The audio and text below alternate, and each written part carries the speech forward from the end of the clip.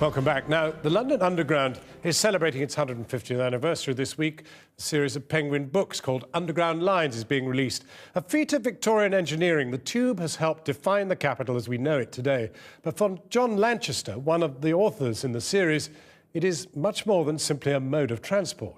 Please stand back from the platform edge. In 1850, London was the biggest city in the world. It had a population of 2.5 million. London had grown sharply to get to that point, and the pressures created by that growth had caused wild dreamers to begin to think of crazy solutions to its permanently jammed roads. The crazy solution they thought of was that of sticking trains in tunnels under the city. We're still living in the city the Victorians made. What, I wonder, are we doing now, which will be as essential, as useful and taken for granted any and every single day as the things they made? Perhaps that's why people go quiet on the Underground. It's the only time we experience a combination of 21st century technology, the trains, 19th century technology and vision, the network, the tunnels, and our Paleolithic deep self. A person on the Underground is experiencing the rare chance to be a 21st century Victorian shaman. She's doing something we don't value enough in the contemporary world. She's travelling in a direction we don't prize. She's going down and in, down under the ground and down into the self, into the city, into the world, into the streets, and also into herself. That, finally, is what the Tube does most and best.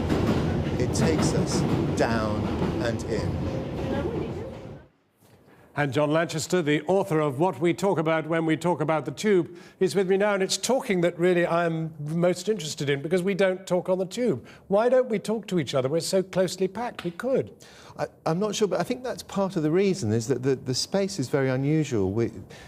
People have an intimate space of about a sort of arm's length around them that we stay out of in general. And in the Tube, you can't. You're quite often rammed up against each other. And it's such an unusual experience. I think that we've invented a set of rules and behaviours for this unnatural, enforced proximity. What I liked was the idea that we go down the moving staircase, we are down onto the platform, down into this sausage, this tube.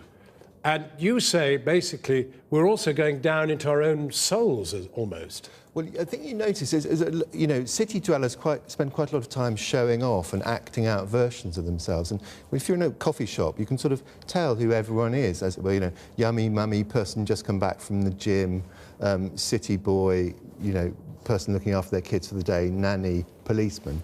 Policemen are easy to tell because they're wearing uniforms. And people sort of acting out versions of themselves, and they don't on the Underground. People's behaviour goes quieter and their body language goes inward. And there's a noticeable thing that it's really bad etiquette to be too loud on the Tube, to draw too much attention to yourself.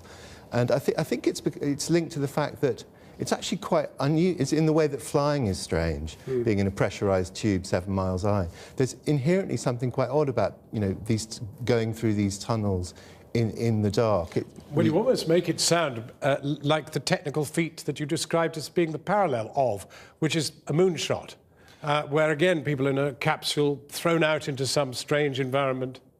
And at the start, you know, it was that far ahead. The gap between, you know, putting coal-powered steam trains through tunnels is inherently a quite, you know, risky, strange thing to do. And the Victorians were a long way ahead of anyone else. And, you know, the 19th century, they were just as interested in innovation and technology and newness as we are. But it was nearly 40 years before anyone else tried to do that. It was the Paris Metro 37 years later. So, and, you know, that's the kind of technological gap between us and the Apollo landing. So, in a way, at the time, it was a kind of moonshot.